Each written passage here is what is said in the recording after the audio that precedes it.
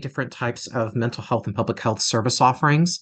And I specifically provide a 4-week training as well as 4-week internship opportunities for people like myself that have lived experience with mental health challenges, or anyone else that may have experience with using substances or any other type of life-altering experience. So it's something that I've been doing for about the past 4 years now. And so I come into this organization with 2020 Lives Changed, just offering the human services perspective, in addition to ensuring that we talk about how creating mental wealth makes sense in that environment, as well as in what we're doing with not only all of you that are here, but everyone that is part of the general communities that we're trying to target, as well as corporate executives as well. So mental wealth is such a versatile topic, and that's one of the things that I'm sure that we'll get into as this event progresses. So I'm really happy to be here, and it's wonderful to virtually meet all of you. Awesome. Thank you, Chris. So we are recording and live. So it is our first Giving Tuesday. We made it. Yay. So I was super excited. Before you came on, Chris, I actually had some music playing because, I was trying to like set the mood to just kind of, chill out.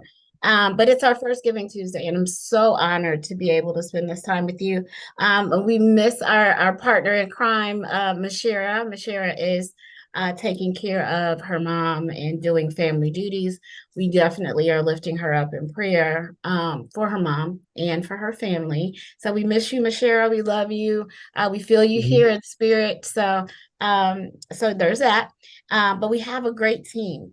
We've got a team of volunteers, and I cannot express how blessed I am to have a team of people who are as committed as they are to a cause as important as proactive suicide prevention.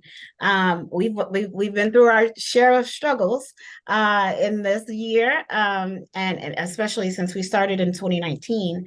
But we've come together and learned that so many more people have challenges when it comes to mental illness, when it comes to substance abuse, when it comes to suicidal ideation. And these are like everyday people, not just something that you might have pictured on some TV show. But every day that I speak at conferences or workshops inside of companies, I'm all overwhelmed with the number of people who are saying, you know what, yes, I've encountered something like that in my life, or yes, I know someone who's dealt with that. So we decided to put a spin on it because there's still so much taboo and there's still a stigma around the conversation. And so people are still whispering. So what I did is I took my 30 years of corporate experience in training development and project management and technology, and we came up with this creating mental wealth curriculum. And it is kind of the best of both worlds. And it gives us the opportunity to utilize financial literacy terms to manage everyday mental health challenges. And so it's unbelievable. It's such an amazing combination, especially for our young adults, people who are entering into the workforce. So the what we're doing today. Oh my gosh, Daniel's joined us as well. We've got the team here. I'm so excited. Welcome, Daniel. How are you? You're on mute, love. Let's get you off mute. Uh, hold on, Daniel. There you go. All right. Hi, Daniel. Hey, everyone. We are doing fantastic. Happy Giving Tuesday to you. Yes, and likewise. It's always a fun and exciting and very eventful time of the year for nonprofits, isn't it? That is very well put, sir. That's very, very Mhm. well put. It was very hectic for me this morning. You guys will appreciate the drama that I went through to try to make sure we got on and that we were live and that we were streaming and that I didn't forget to put on my lipstick. So I'm so glad that you made it, Daniel. It's perfect timing. We just got started. We were doing some introductions. And so I'll start and just tell you guys, Daniel is the CEO and founder of the Pieces of Me Foundation. Uh, Actually, we met through C-Suite Network as well. So they seem to have been a great resource for us in the time that we were there. And over the years, Daniel has become a really close friend of mine. We actually had a brief stint where I convinced him to move to Dallas so he could experience the wonderful things that we have to share in this great state. And then he subsequently left us again, but that's okay. I know he'll be back. So Daniel, go ahead and introduce yourself to everyone and tell them how you came to be a part of this team. Absolutely. So thank you. And I'll say, moving to Dallas was one of the best decisions I made last year, and one of the hardest decisions I had to make this year was leaving. So, it just kind of is what it is. But as you said, I am the president and co-founder of Pieces of Me Foundation, where we are transforming how society views disability so that everyone has potential.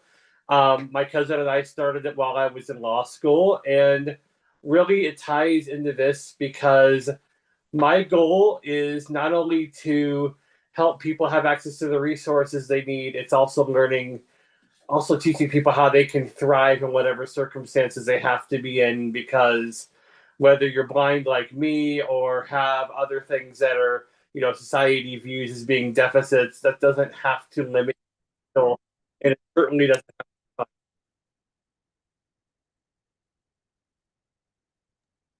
to. Uh-oh. I think I missed the last couple of seconds of what you said. it certainly doesn't have to define you. It doesn't have to limit your potential, and it certainly doesn't have to define you. So, I'm glad we're here talking about mental wealth today, because mental wealth is for everyone, even when society expects you to not have mental wealth because of your circumstances. We know better, and we're here to teach people that elevating that mental wealth balance is possible for all of us. Absolutely. Absolutely. Thank you, Daniel. I appreciate you so much. Daniel and I have had a couple of opportunities to speak on panels to talk about the intersectionality of disability, both seen and unseen. And he is definitely a wonderful human and a great advocate for those of us who struggle with disabilities. And sometimes don't want to talk about it. It's the same thing that Chris and I were just discussing when it comes to our challenges with our mental health. We don't want to talk about it. We want to just pretend it doesn't exist. And it's because of people like Chris and Daniel that we are able to actually make a difference. And so that's why we're here this Giving Tuesday, because we are ready to do some amazing things in 2024. And I was very leery about putting out what exactly we're doing in 2024. But I will tell you that we are moving into three additional states. So we have the opportunity to work with the Veterans Administration in St. Louis, Missouri, which I'm super excited about. The goal is to try to get at least 10 veterans licensed to teach the Creating Mental Wealth curriculum so that they can teach there at the Veterans Administration to anyone who is interested. So I'm so excited to be able to share that today, because I hadn't shared that even with my team yet. And then we also have the opportunity to move into some of the schools in St. Louis, Missouri, also in Birmingham, Alabama, as well as 1 or 2 cities in Mississippi. So the fundraiser is for us to grow and expand this program, and actually, at the same time, become a little bit more focused. One of my business coaches let me know that we were trying to save the world, everyone at the same time. And we know that now it's better for us to focus on one particular group. And that will be those of our young adults, the ones who are entering the workforce, the ones who are, between 20 and 35, who need that understanding of why should I even manage my financial wealth? I don't have any yet. Well, we need to teach them the proactive aspect of what to do when it comes to saving and donating and all of those things, and having a diverse portfolio, and using that same vernacular, prepare them for the working world by teaching them you are going to have some days where your anxiety is through the roof, and you're going to have some days where you're not feeling like going to work and you don't feel like the environment is healthy. we are going to prepare these young adults with tools that they can use to make sure that they can use them on a daily basis and say, hey, wait a minute, what's my mental wealth bank account looking like today? And if it's kind of low, what are my deposits? What can I go do to make my day better? So it literally puts the mental health back in the hands of us. We have the control to become mentally wealthy. And we also know who to reach out to, just like in banking. If I need money, I know that I should go to a bank. Banks are usually the place that hold all the money. And so I know where to go to get that, to take a withdrawal from the bank to make a deposit into my account. And that doesn't work all the time, which is why we're here for Giving Tuesday. So we can hope that people will then share from their hearts and their pockets so that we can continue the work that we are doing. I did get a message from John Salley. He is going to be a few minutes late. So you get to be entertained by the three of us in the interim. So while we're doing that, let's talk, Chris. Let's share with the audience a little bit about what peer support is, because a lot of people may not really truly understand it, and then talk about how it becomes a mental wealth deposit for those of us who are on our mental health journey. Sure, thank you. So peer support in essence is, sort of the main thing about peer support is that peer specialists, which is the actual job title, are people that themselves actually have lived experience with whether it's mental health diagnoses or substance use related diagnoses, or even a combination of both. So for an example, I am someone who is autistic and was diagnosed with Asperger's syndrome in 1993. I also have had my challenges with anxiety and trauma through social related situations throughout my life. And so really, I share that to say that the core tenet of peer support is really about really sharing snippets of your story and of your lived experience as a way to inspire hope in other people so that they are not alone and that they know that, better things can happen in their lives out there. And so there's many different facets to that, but the aspect of sharing pieces of our story is often missing in society, I think, a lot of times, because the way that our country system is set up at times for some people, not for everybody, but for some, may be one where, people may be in situations where they may not feel that they can really, for whatever reason, connect to anyone. They may kind of feel that they're going through something alone. And sometimes when some of them ask for some type of support, sometimes they're, being told what to do, or they may simply just be, told that they have to do whatever that X thing is. And they may not have always the experience to have someone just be with them, just to sit with them and to know, and just for them to listen and to share parts of their story to further connect with individuals and to really have that type of mutual relationship without telling someone what to do. And so that's really sort of the essence of peer support in it of a nutshell. There's many different aspects to it that fall in line with that. But in terms of creating the mental wealth, for me, how I define mental wealth in my life when it comes to peer support, and the beauty of it really is that inspiring of hope that happens in someone when we share pieces of our lived experience in a way where we're not going into the relationship with any specific agenda or any specific objective, but we're just there just to simply get to know the person and just to be there. And at the same time, we have conversations about, what the person may feel is possible in their lives, right? And we each can share what that looks like for us. And so having those types of conversations can really help us think about what is really possible in our lives rather than just what we're used to hearing by society. And so having those types of dialogues for me is what really is part of what we call in 2020 Life's Changed a mental wealth deposit, which Sherry, I'm sure, will elaborate later on. But for me, what I mean by that is it really gives me also mutually a sense of hope that life gets better, right? That we're not alone, that we really can make it through and overcome whatever situation it is that we can overcome. And so that's really the beauty of what peer support is.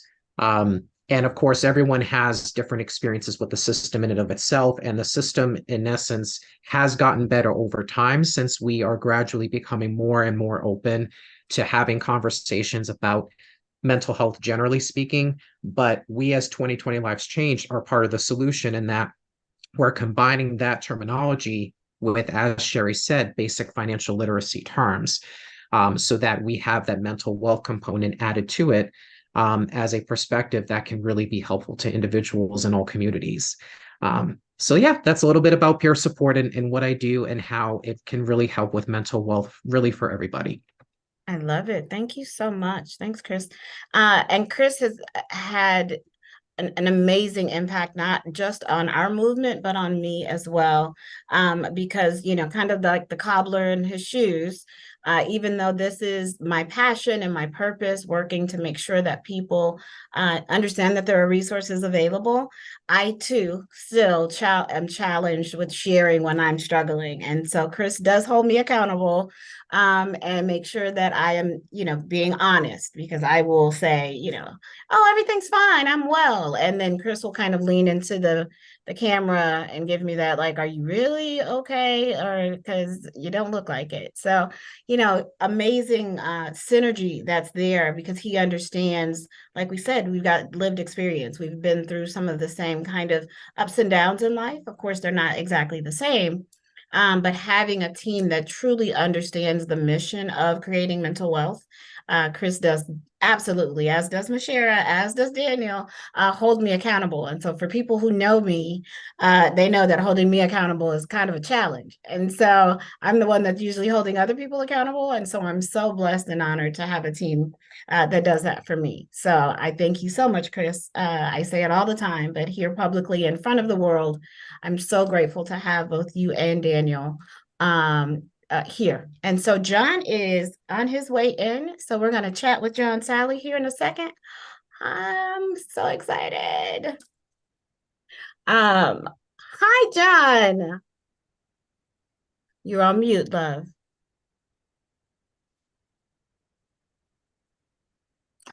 Hello, my love. Hi, John. Welcome. How are you? Every day is good for me. I know it is. I know it is. I know it. I love it. Thank you for joining us. We are already live. I'm going to introduce you to a couple of other people on the 2020 Lives Changed team. Chris Loriano is in Massachusetts, and he helps us with grant writing and understanding peer support. He's a peer support specialist, a rock star in his space.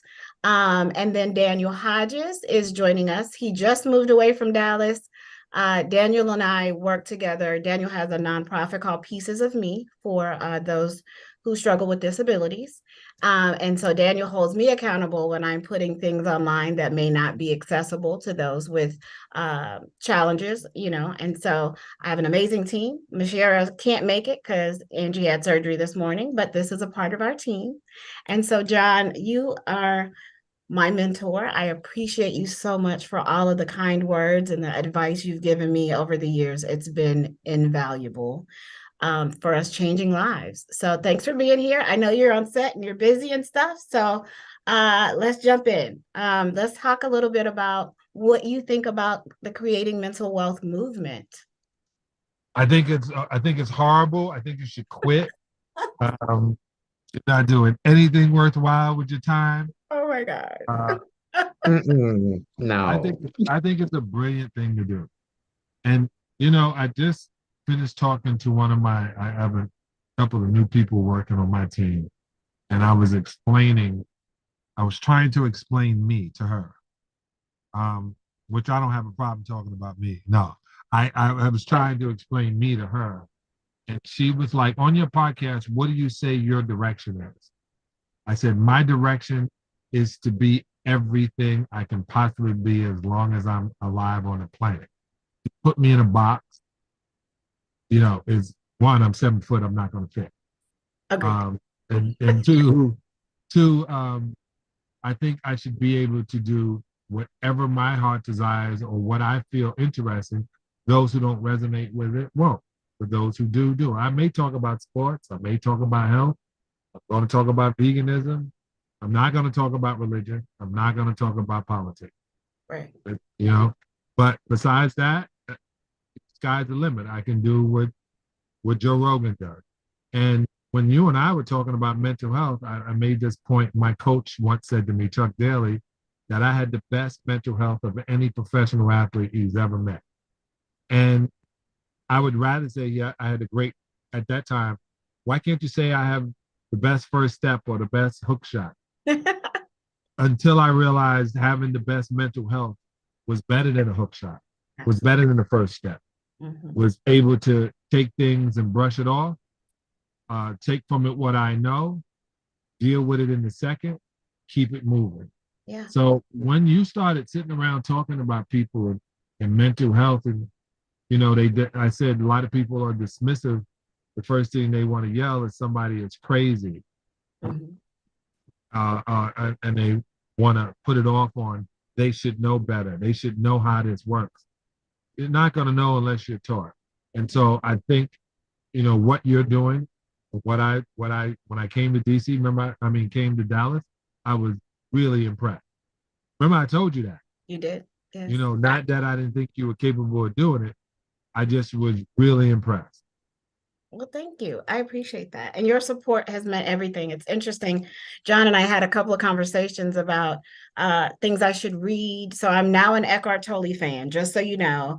I went to an event in Birmingham and I was like, I would probably marry an Eckhart Tolle. Like if I were to get married again, I would need to marry someone like that, like someone who actually gets the importance of right now. And I don't know that I was ready to receive that when you told me. Like I wasn't mentally ready. But now I understand the importance of how important this moment is right now. This is the most important moment. That's all that matters, right? Yeah. No, it is. I had a couple of deaths this past week. And you know, people always like, you know, sorry about that. Like, you know, man, I just saw him the other day. And I tell people all that, they say it, but you don't realize that every moment is precious because it can be gone in the blink of an eye. Yes. So the only thing that can change anything is right now. Absolutely. Like I get into an argument, I said, all right, so what now? I want you to know what you did. What now? How do we move from this point so I don't have to hear this again? Now is important. Absolutely. I love it. And from a mental wealth perspective, I mean, I was in DC a couple of weeks ago speaking to a group of CPAs. Fun bunch, let me tell you. They're excitable. They were happy to be there. Yes, it was awesome. But actually, what I didn't realize is that CPAs have one of the highest instances of suicide, like one of the profession, and I had no idea, right? So going into that group and talking about understanding the importance of creating your mental wealth, not just proactively, but daily, like every single day, checking in on your balance. What's your status look like for today? Just like you would check your P&L, what's your mental P&L looking like? And a lot of times the people in that profession have no idea because they're always forecasting the future, looking at what happened before. And so to bring this concept of checking your mental wealth right now in this moment, for them was like, they were like, it was groundbreaking, right? They were like, well, I don't look at today. I got to talk about tomorrow. But being mental wealth is actually understanding that you're already mentally wealthy. You have everything that you need to be mentally wealthy. And our goal for 2024 and for this fundraiser is to find those between 20 and 35 specifically who are about to enter the workforce, and they have all these rainbows and unicorns and life's going to be beautiful. And I'm like, okay, but let me teach you how to manage your mental wealth, because it's not going to be rainbows and unicorns, and let's show you how to deal with it and how to take account for that. So what would your experience be like in people in that age group? Because I know you got daughters, so that 20 to 35. I mean, what do you think? Which is funny, I was with my daughter Giovanna on Thanksgiving, 35, and I was with my 20-year-old daughter Taya, and you know, Giovanna was 15 when she was born, and she said, "Why don't you listen to Daddy?" She goes, "I do," and I said, and I looked back at her. She goes, "Well, I do now." This is why I say that. When she was younger and she would bring people around, And I was like, who's that? And he's, oh, my friend. I go, that's not your friend. Mm-hmm. Oh, you think everybody's, I said, it's not your friend. It took till she was 35 when they lost their jobs and their apartments and try to move into her one bedroom and then try to push her around till she stood up to her boundary Mm-hmm. and then heard what they thought of her over all these years. She goes, Daddy, you were right. Mm-hmm. You're right. The one thing I'm going to tell you about your mental health is surrounding yourself with the right people. It is the hardest thing you will ever do in your life because everybody that's in your life is there because you put them there. They're there for a reason. Yes. When they're your wife, you put them there because you wanted them to do a certain role. This your husband. You put him there because you had a certain, oh, this is somebody I can see spending the rest of my life with. No, this is somebody I can see putting up with my sugar honey iced tea. When you pick a friend, are you picking a friend that you go hunting in the nightclubs with, or somebody to go to Bible study with? Right. Everybody around you is part of your reality that you develop. Mm. And I know they heard this before being said, but the most important thing I'm gonna tell young folk is the circle should be as tight as a period.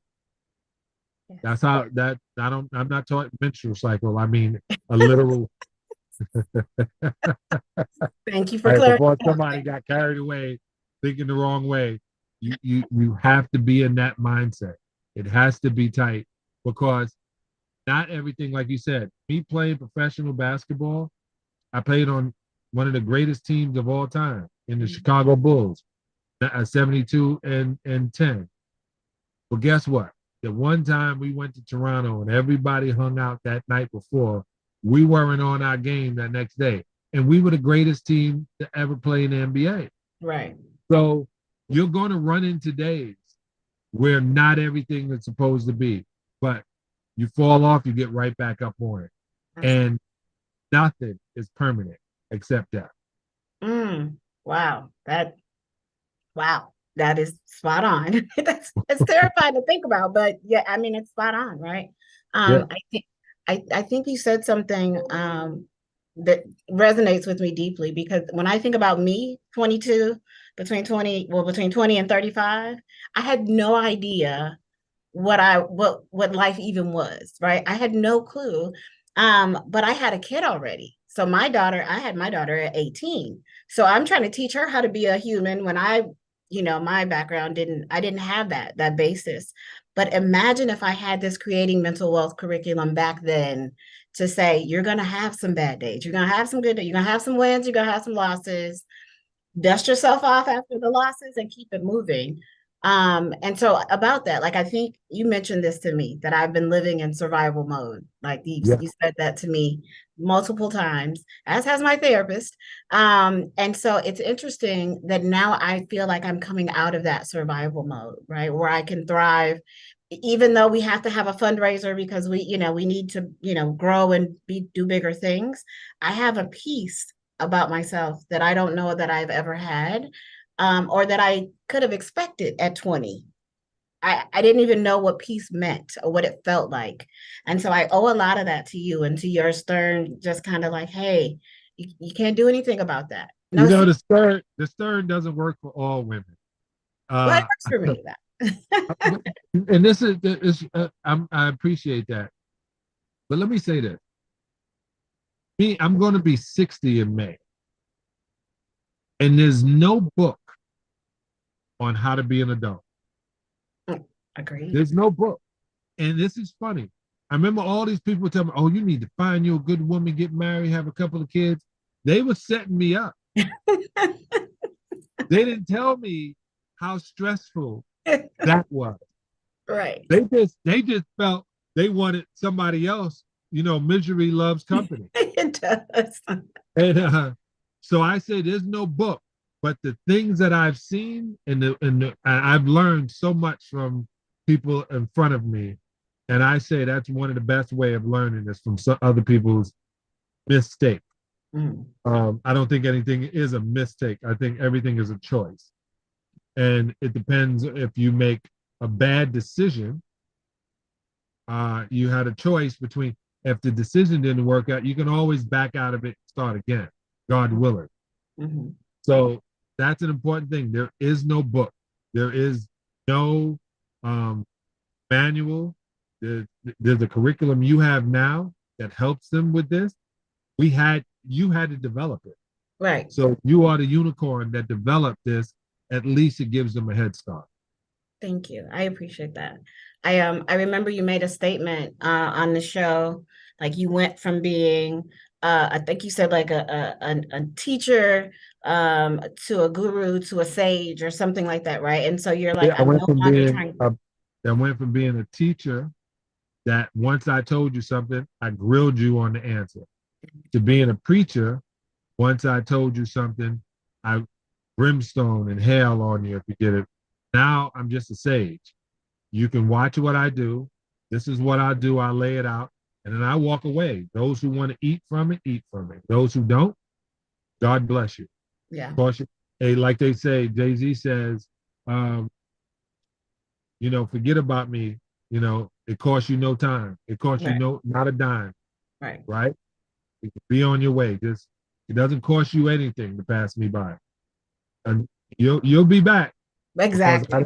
I have seen the promised land, and I've seen the scorched land. Let me tell you. Right. But it's awesome that people, well, every time I say, I'm going to have John Salley on the show, they're like, oh my gosh, I love him so much, he was so inspirational. And it's funny, I'm like, he cusses me out every single time we talk, like it. I mean, I'm glad he inspires you. No, I'm kidding, but not really, because that's what I need. Like, I need that. I need someone to be able to say, hey, get it together, right? Yeah, snap out of it. And I appreciate you for that. And so, though I did come up with this curriculum, I'm still going to go back and tell you that it took the words that you gave to me, that same investment that you made into me, that I'm trying to make across the globe. So we're moving into Alabama, we're moving into Mississippi, we're moving into St. Louis, Missouri, so that we can teach people, specifically veterans, because my dad was a veteran. And the time in Vietnam changed him.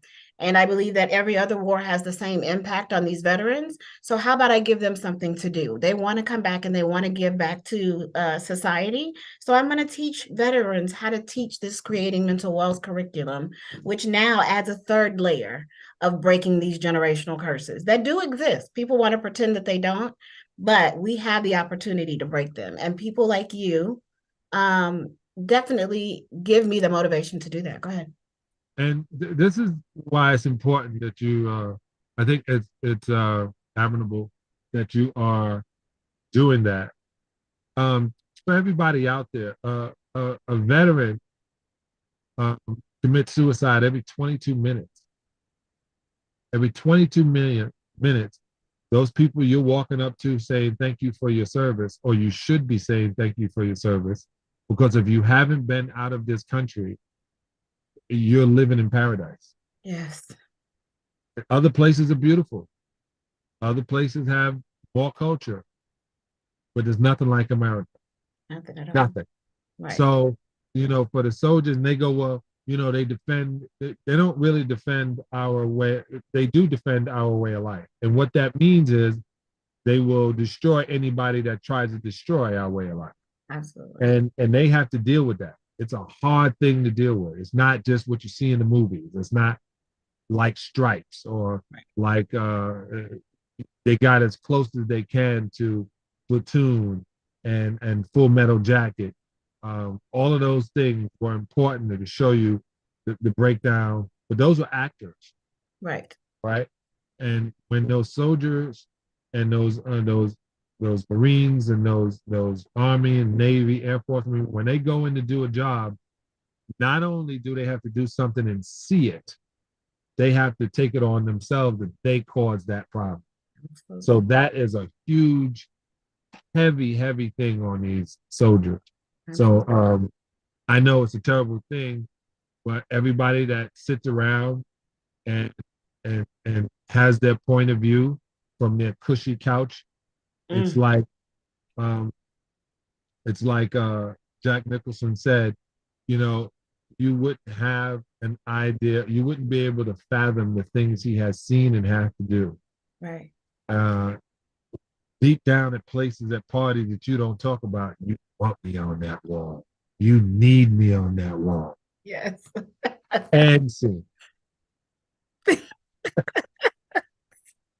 You are a mess. You are a mess. But you know what? You're right. I think you mentioned the movies that were made. I'm going to tell you that the movie that I think most closely aligns with what I hear from veterans was your boy Spike Lee, The Five Bloods. Yes.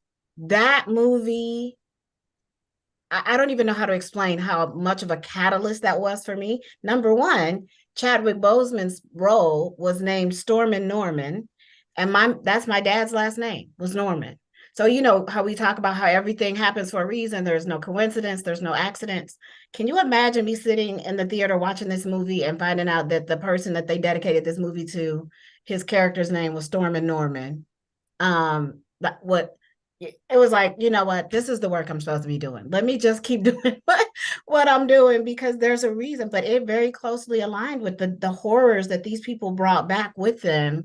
They were trained, and it was hard to watch. But to imagine putting that person in a CEO role at a company and thinking that they can succeed because they served, there's something missing in the middle. We've got to give these people tools to transition, right? Because they were programmed to kill. And then you want them to then come back to work and just, and work at Disney. You see the Disney commercial is, yeah, I was in the service, yeah. And you can't wait for somebody to kick off the wrong way. No, but seriously.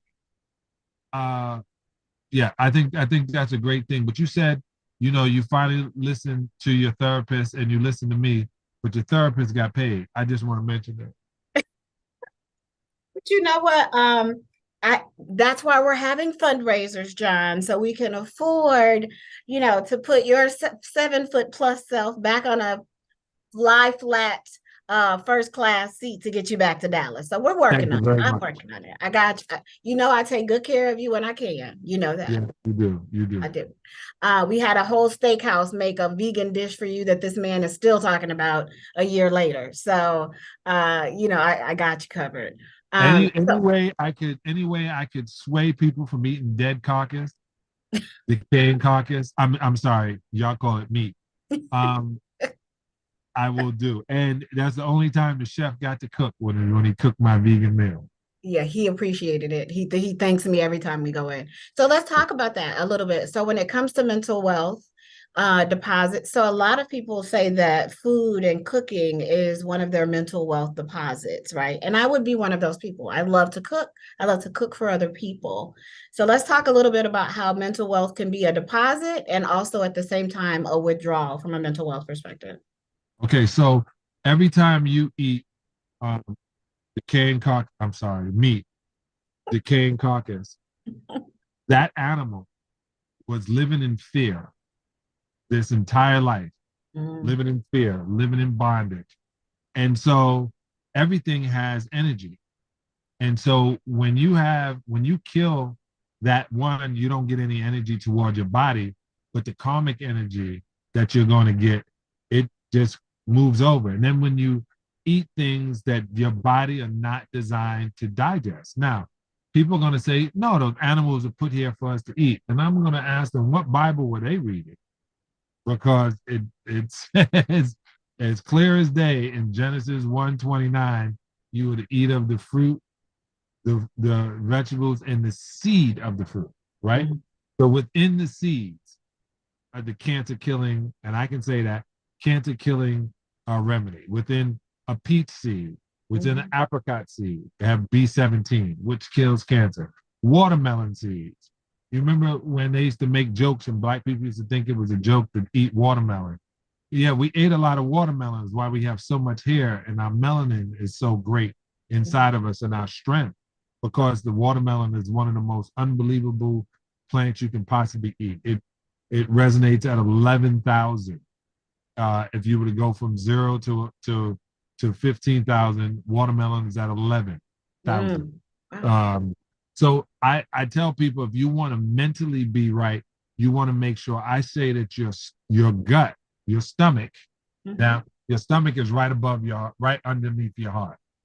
But your belly, meaning your small intestines and large intestines, that's your mind. Absolutely. And they can tell people, hey, you're out of your mind. And they literally can be, because the body is dehydrated, trying to move this stuff through, trying to get information out of it, nutrients, minerals, all the things that your body would need, electricity. But if you give it something dead, it's like trying to put D batteries that are dead in a boom box and expecting it to boom. So Right. you can only put foods that are electric, that are live, and that's fruits and vegetables. Right. Now, vegetables are half that of fruit, but the fruit all day, well, not all day, from like 11 to 2. Okay. And then the rest of the time, the less they find out, the less people eat, the longer they live. So if you're sitting there with gluttony, and you fill your plate up because that's what you're used to doing, but then you don't eat it all. And then, as opposed to being honest with yourself and saying your eyes got too big for your stomach, you say, oh, I didn't like the way that tasted. A reason to get rid of it. And once you're put in a position, I was in a position, the blessing was I was in a jungle for 28 days with no modern anything. The blessing was me being in that jungle, learning the most important thing is to survive. You were in the survival mode when you could have been in the relaxation mode. Right. So I put that all together. I believe food, right? Because if your body is fit, your mind is fit. Yes. You look good in your clothes. You look good in your own appearance of yourself. It's when you become depressed is when you say, well, I eat, my stress. Not really. Some people do, but you're eating things that don't digest. Right. So a lot of weight gain to everyone out there is emotional. It can be the food too, but it's mostly emotional. Agree. I think that's a good point. And it's so funny how we're marketed to, and you've traveled all around the world. So it's interesting to see, portion sizes in the United States, like compared to other places in the world. So there is this expectation to overeat, right? Like, oh, I want a Caesar salad. And it comes out and it's like, you can't even see my head over the top of the salad, right? And it's like, but it's a salad and it's healthy and it's okay. Because nobody understands the impact of how much you eat, what you eat, and the tie to the serotonin levels in your brain. So people can eat that big plate of food that you mentioned, because we were taught to clean our plates. We were taught that it was a sin to leave food or to throw away food. So that's some conditioning that we've got to go back and undo, right? So when we talk about mental wealth deposit, is food really a deposit? Or is it a long-term withdrawal that you just don't realize? Back to your point, because you're putting trash in, garbage in, is not garbage out. Garbage in stays in, and it decays and decays from the inside, right? But so many people believe that, you'll say this is comfort food. And so we believe if I eat this, I will be comfortable. And the opposite happens, right? Because your body can't do anything with it. And you're like, I'm not comfortable. I'm stuffed and I'm miserable. So I can't fit in these chairs. I split my jacket. I split my pants. Oh, look at that skinny girl. She thinks she's hot. It constantly weighs on your brain. And so I tell people, I don't try to get people to lose weight anymore. I tell people I want to make you healthy. Yeah. If you can be healthy and have added weight on you, perfect. But the chances are the weight that's not good for you when you work with me will disappear. That's the visceral fat. The stuff around your organs. That's the worst fat. That's why you see some people who are skinny and they die of heart attacks. Yeah. Like I said, a friend of mine died. You would have thought, no way. It's the visceral fat. It's the killer of the canola oil, of the heated up and cooked olive oil, the butter that which is not the reason for heart disease, which they found out. But It's just not knowing what your body can do and how your body digests things. Yeah. Oh, I appreciate that. And I appreciate the fact that you are constantly doing new and innovative ways to get people like your chicken, what is it? Mother pluckers? Mother Plucker. Yeah, I closed Mother Plucker, but we have the chicken patty I make is now with a company called Recreate. Okay. We use protein and we don't have any soy. Right now we have only 11 ingredients and there's only one hard to pronounce, but it's a cellular piece. And that was so important to me that it had the taste, the look, the texture of the canned dinosaur. I'm sorry, Oh my chicken. Uh, dinosaur. Jeez. yeah, as long as as long as it looked like that, but it tastes and it had the texture of chicken because that was like the number one selling food in America. And America's chicken has been banned throughout all of Europe. I heard. So if other countries are banning it, it's not because they're mad at us. Right. It's because they don't want their citizens to die from the same disease. At one time, China was the second largest country with diabetes. And then they started closing Western restaurants. Because they realized they didn't all of a sudden just become diabetic. Right. They realized when they took on those fast food, westernized restaurants, the same thing that happens in America, the diabetes went through the roof. Wow. Well, I've learned so much just with my GI issues and how they tie into like my brain. I'm not vegan yet. However, I am a lot more conscious of what I put in my body. But Thanksgiving, again, a lot of it is cultural, right? A lot of it is like Thanksgiving, you show up, I went to visit. Discipline. Or discipline. You're right. Because you can't blame the culture. No. I'm not blaming it. I'm just saying it's one of those things. Again, it's a neuroplasticity thing. My brain remembers growing up, Thanksgiving, having these meals. And so there is an emotional connection to the food, right? I mean, it exists. There is a dressing and cranberry sauce thing that Thanksgiving, I just feel like has to happen. But when I make that too. Tasha makes an unbelievable dressing with this unbelievable cranberry, but it's real cranberry. Yeah. And we use agave in the sweetener. Mm-hmm. And we use all the different kind of bread, sourdough bread. I have monkey bread, and that had some eggs in it, but they literally made the monkey bread vegan one year, and the lady surprised herself. And I was like, right. And this is what I want to tell people. It's no eggs, no butter, no milk, no dead animal. That's vegan. Yeah. And there's 4 things.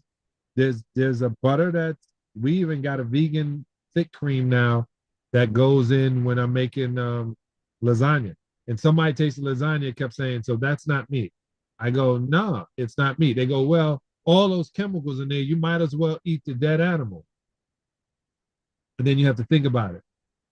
Would you rather an animal die for the benefits of you? Or if I can move the chemicals out of your lower intestines way faster than I can do the decaying carcass, and the animal didn't have to die because you like the taste of barbecue. It's when I hear people say that, and they were, man, these faux meats are not that. Let me dead that. Like, it's anything is better than something having to die so you can have a chicken wing that you're only going to eat part of anyway. Well, I don't know. You haven't seen me eat a chicken wing because I don't eat that. I'm just kidding. I'm joking. Well, prove that you would be married all over again. You should you should eat a chicken bone on Facebook. You'll get all kind of response. You know what? I might have to do that actually. I might. Yeah. That's good. No, I'm good. I'm good. So before, I know you're on set and you're busy, so I really appreciate your time.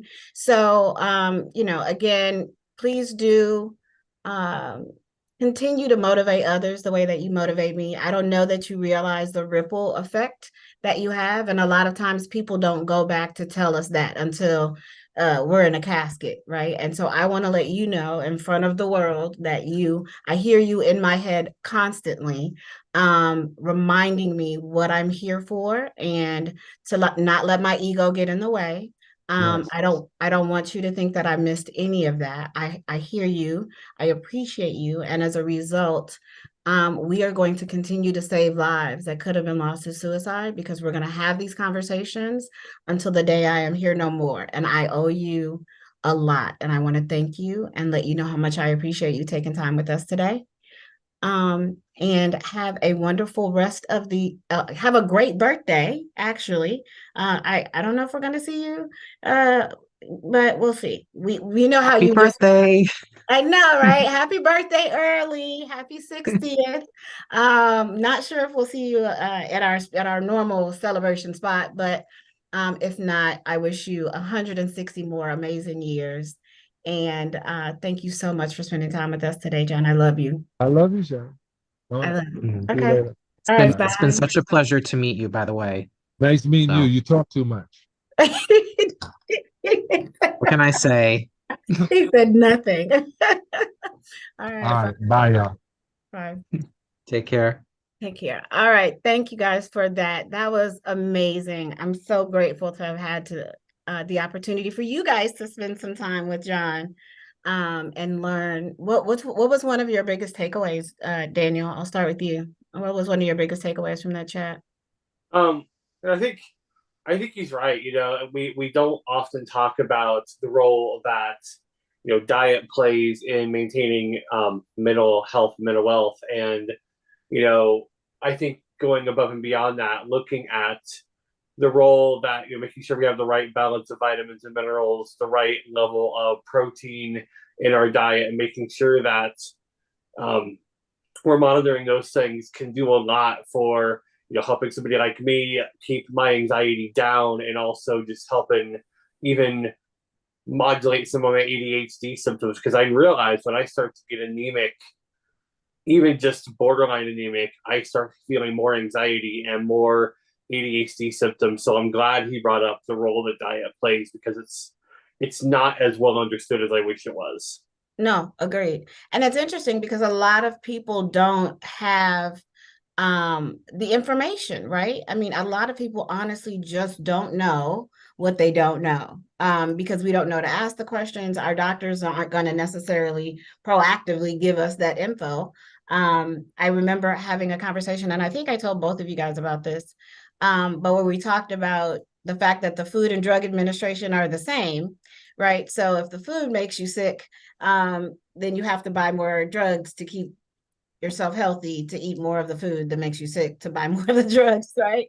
So it's one of those other things that we don't think about, right? We don't understand that what we put in our belly affects our brain. Again, with serotonin levels being notoriously low in humans, period, right now. But understanding how our diet can be both a mental wealth deposit for a very short amount of time when you get that first couple of bites of stuffing and cranberry sauce. But one of the other things John taught me some time ago was that you only really taste the first bite, right? After then, it's just memory, right? So from a diabetic's perspective, that's how I learned to kind of slowly wean myself off of things like bread and potatoes, because that was my thing, like starches. But if I have a bite, like just a bite of bread to satiate that, like I wanted some bread, I took a bite and I'm good. I don't need any more, right?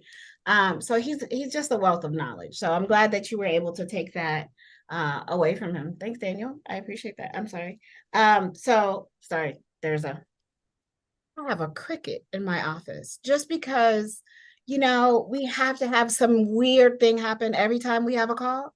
And on this Giving Tuesday, there is a cricket in my office. And I just wanted to share that. So if at any point I just take off running and you don't see me, just keep talking and know that I'll be back with the broom trying to kill this cricket. Yeah. At least it's a cricket, not one of those roaches the size of my thumb. Oh my God. No, we don't have roaches. I think the crickets are the evolution of roaches. Like I think crickets are like the next, I don't know. It's It's terrifying. So anyway, Chris, tell me about what was your best takeaway from the conversation with John?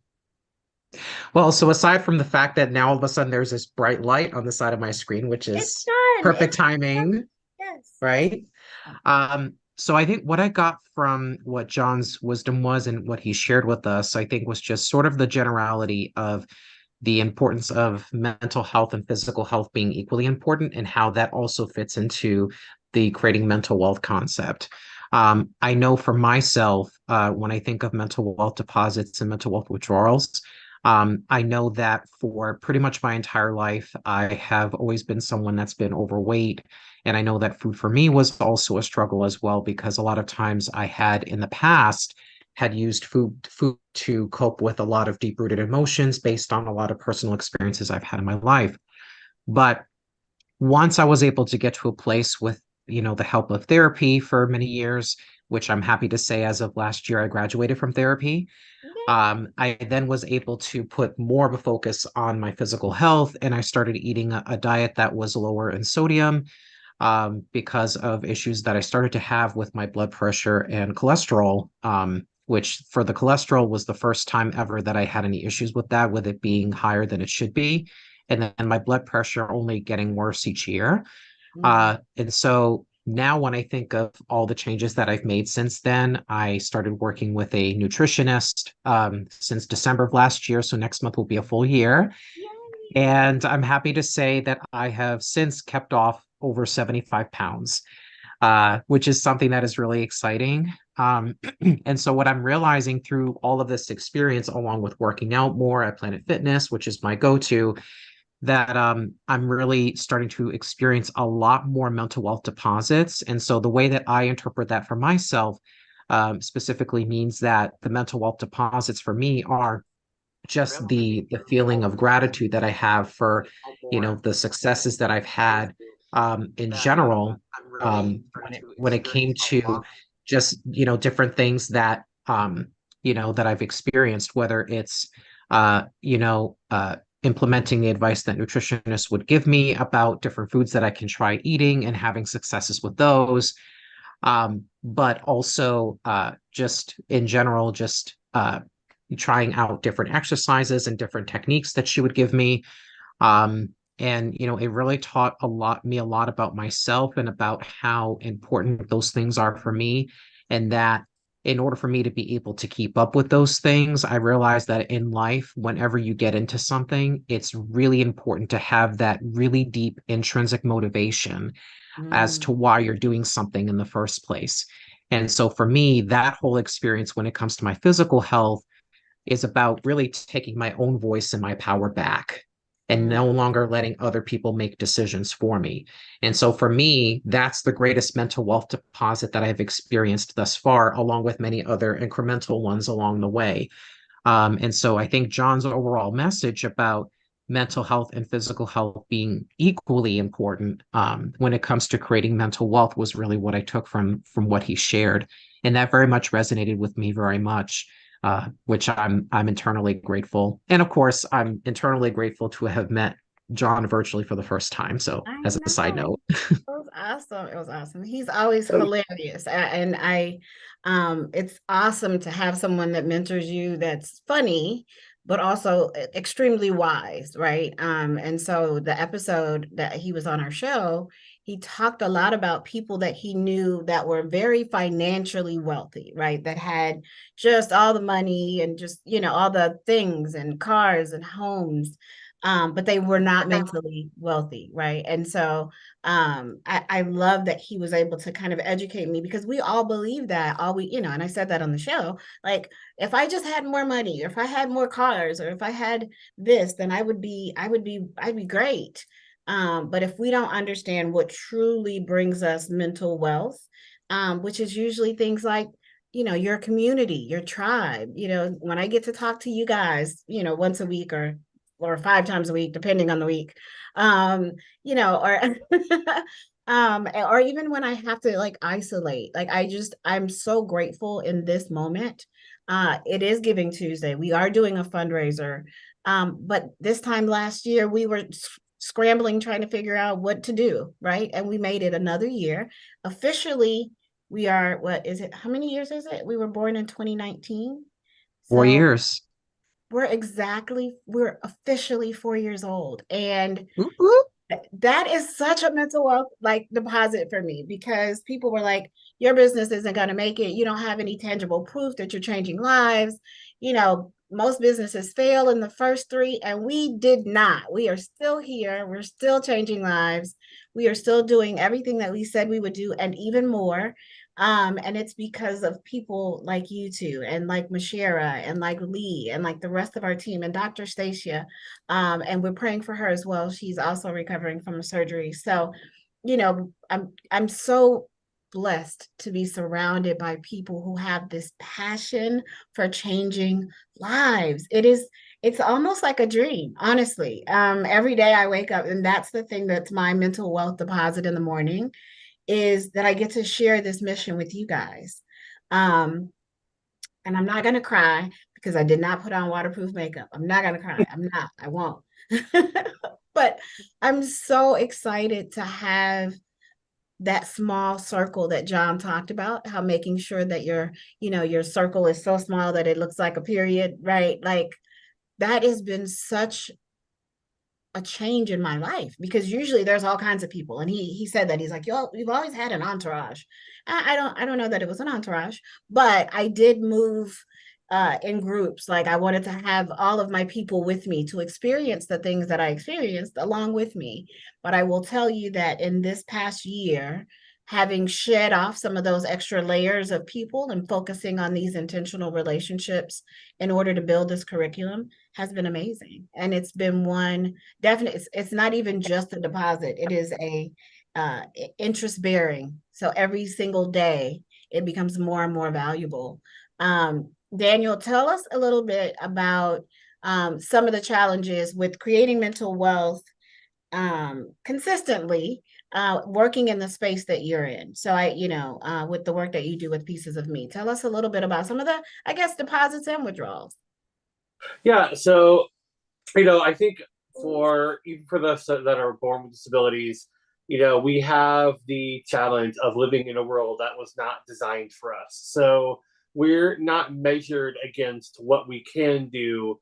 We're measured against what people think we can do, which is usually a gross underestimation. Mm-hmm. And so, there comes a lot of challenges from that, whether it be from low expectations or from just lack of opportunities, or even trying to access things that were not designed for your portion of the population. And those certainly have cumulative effects. Right. So I think what I would love to see going forward is, we talk about community, and community naturally involves reciprocity. So flipping that script from people with disabilities are automatically recipients of whatever, to being able to engage with our non-disabled peers on equal terms in a way where our gifts and talents are valued. That's where this has to go. And tying all of this together, one thing I love about what we're doing through 2020 Lives Changed is we are taking the old broken paradigm that says mental health is meant to restore something that is broken, which is wrong. We take that from that scarcity mindset, that thing that puts all of the blame on us, and flip it to say, we all live in a broken paradigm, a broken society, but we're fine. We can start wherever we are from this place of abundance. Yes. Find people, find tools, find resources that help us build our mental wealth. And the sky is the limit for what we can achieve.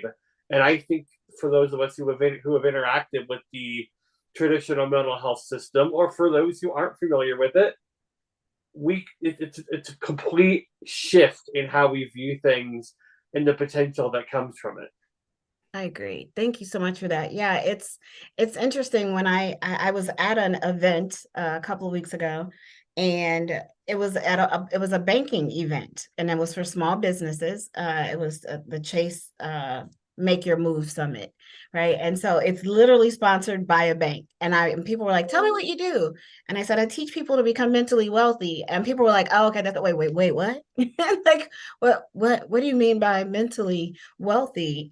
Because again, in traditional banking, there's credit scores and balances that are required in order for them to deem you wealthy, right? But to your point, Daniel, we have the capacity, the ability, the tools, the resources to build our own mental wealth. And you may or may not need to know how mentally wealthy I am, right? That's not something that we have to post on Instagram and show that we're on the islands in Fiji. Though if I make it to Fiji, I will post. I'm sorry, but I've been trying to get there for years. So I will be that person. But like, this moment is a moment in time, and John and I talked about the importance of this moment. This moment, and depending on your faith or your belief system, some people believe, oh, when you die, you're going to be, you'll have all the things that you need. Well, I'd like to challenge and say this moment is heaven. Like, this moment right now, we are together doing something that we know is for the greater good. We know that other people will benefit from it. We are also benefiting from it. It doesn't get any better than that, right? So what happened before today is done. We can't change it. We have no idea what's going to happen going forward.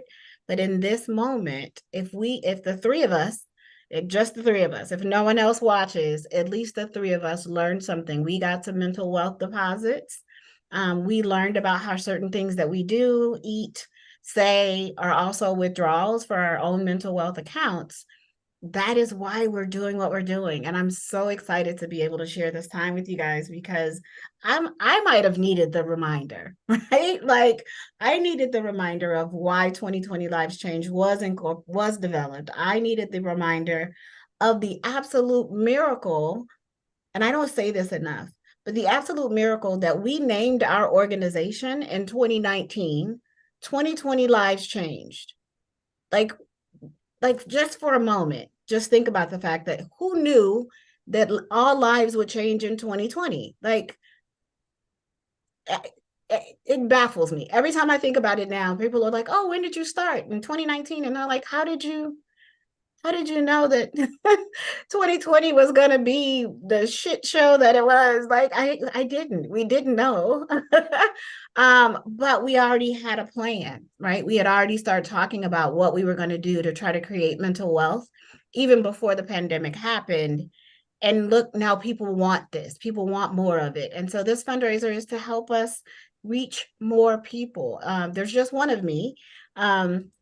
Thank goodness. I don't know if you guys can handle more than one of me. I don't know. that would probably be mental wealth deposit or withdrawal. But I want, all of my team to be certified and licensed to teach the Creating Mental Wealth curriculum. I want to teach veterans. I want to teach school counselors and therapists how to teach this same information so that it becomes an everyday household term, right? So that people are not learning to manage day to day, whether there's a war going on, which there seems to always be, or it's something great, maybe someone will marry me again. I don't know. I'm going to take John's advice and see if I can post up one of my chicken wing pictures and see if that works. What do you think? You think that'll work? I put a picture of a chicken wing on my Instagram profile. I don't know. But It's anyway, worth a shot. it's worth a shot at this point, right? I don't know. No, wait. If people, yeah, I was gonna say something else. It's fine. But yeah, so I'm very grateful that I have the opportunity to do this work with people like you. It is such a blessing. You guys, even if I don't talk to you, like, I hear you. The same way I told John, I hear him in my ear. I'm like, okay, Chris would probably say, nope, this doesn't make sense. Like, you should probably do a little bit more of this and a little less of that.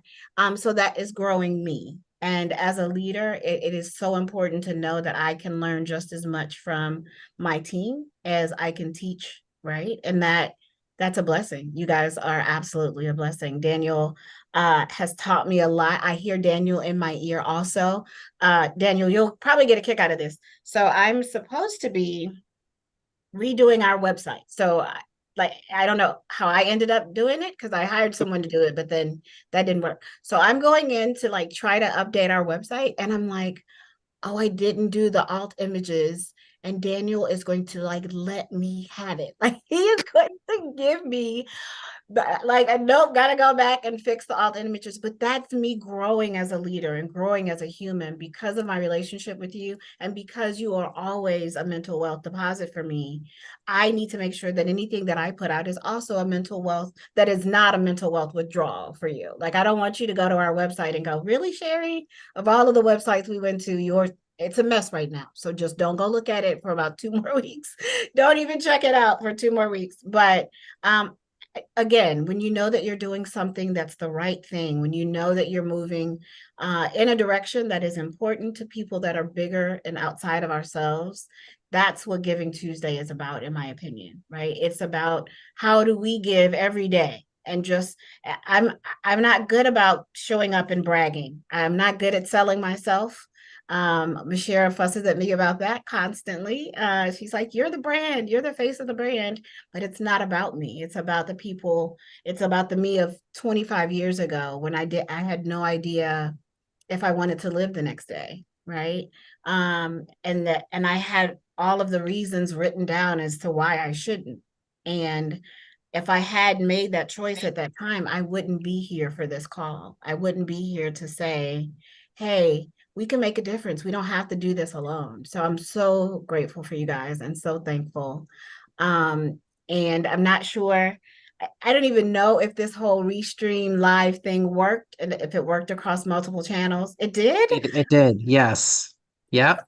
Okay, so our Mhm. first actual Giving Tuesday actually worked. I didn't break all the things, which is awesome. And though today is the start of our campaign, I did put in the chat for those that are here on the call or watching our Give Butter donation campaign link. So you can go to click that link to donate. You can also, I have put on our LinkedIn page and YouTube how to Zelle your donations. Give Butter will actually send you a receipt right back as soon as you donate, so that you will have that for your tax purposes. Our goal was to raise 2020. We were going to try to raise $20,020. I think we have $20. So I don't know what number we're at yet. But every little bit helps. And so I just want to proactively say thank you for giving whatever you can donate. We appreciate, and know that those funds will go towards broadening the work that 2020 Lives Change does, with a specific focus in 2024 on equipping young adults with the tools that they need to enter the workforce, because ultimately that they need our help. That those are our future presidents and future doctors and nurses and people who are going to endure the same, if not worse, stresses than we are. So we are trying to equip them with the tools that are necessary. So before we wrap, last words. I don't know if there's anything going on in the chat. I will check the chat. And then Daniel, what would you like to leave our listeners with today before we wrap up? I'm gonna end the way I started and say the beauty of what we're doing is that it's for everyone, regardless of what you've been through, what you're currently going through. That is the difference in what we're doing. We're erasing stigma, and we're teaching everyone how to take the next steps toward creating a brighter tomorrow, regardless of your circumstances. I love it. That was perfect. I love it. Thank you. All right, Chris, top that. Well, I'll have my greatest attempt there. So what I will say about 2020 Lives Changed in our work is that as Daniel mentioned, that is part of our mission of our work, to help with that mission. One of the things that we do also is we do help as an organization to share a wealth of resources based on people's lived experiences, as well as based on what may work for the person in terms of them creating their own mental wealth, along with just creating a life path that's meaningful to them.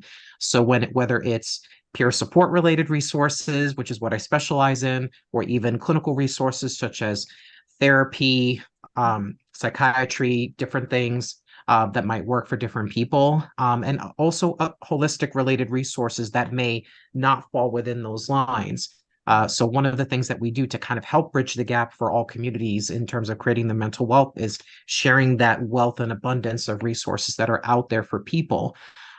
Because the reality for some people is that, whether it's based on the geographic barriers of where certain communities may live, or other factors that are part of how this country society is made up, is that there are people who may experience a lack of some of these resources for different reasons, who may not be ever have been aware of what the resources are.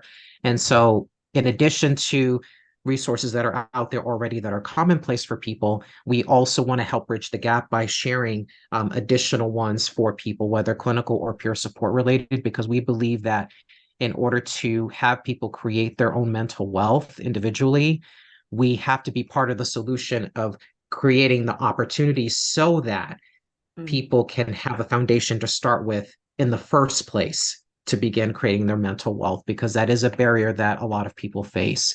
So our organization is part of that aspect of the mission as well, as we feel that is really important. And so if there's anything that you all can take away from this live, it's that, we are part of the solution when it comes to really making sure that everyone has the opportunity to, again, create their own mental wealth in the way that's meaningful for them in terms of how they self-define that journey, right? Because that's the other thing, is that we can't name that for the person in terms of what their creating mental wealth journey is like.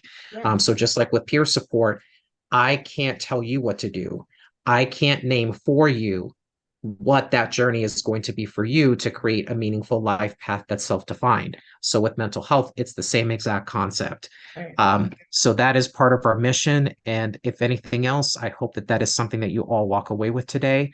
And we are eternally grateful for all of you that have joined us in this live, or who are listening in the different social media platforms. And again, as Sherry said, please consider donating to the link that she provided, as that will really help us to really enhance our mission to greater heights, as we feel that this is such an important concept. So thank you all in advance for your support. Awesome. Thank you, Chris. Wow. Now I got to top that end back. Okay. Well, this has been amazing. I think I learned a lot, as I do every time I get on the phone or the Zoom with you guys. I will tell, I'll wrap up with this. One of my business coaches mentioned to never forget my why.